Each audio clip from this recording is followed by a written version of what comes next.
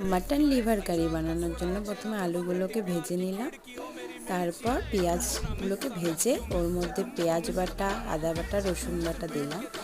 এরপর খানিকটা ভেজে ধনিয়া গুঁড়ো, হলুদ গুঁড়ো, জিরে গুঁড়ো, শুকনো লঙ্কা গুঁড়ো দিয়ে ভালো করে ভেজে নিলাম।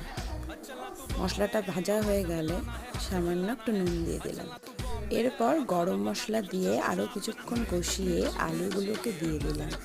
এরপর আলুগুলোকে ভালো করে মশলার সাথে নেড়ে চেড়ে নিয়ে মাটন লিভারগুলো দিয়ে দিলাম।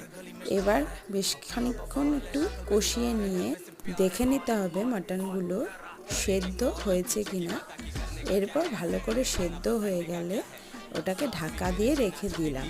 গ্রেভিগুলো ফুটে এলে ওর মধ্যে ঘি আর ধনিয়া পাতা দিয়ে ভালো করে নাড়িয়ে চাড়িয়ে নিলাম। এরপর দেখুন আমাদের মাটন লিভার কারি রেডি।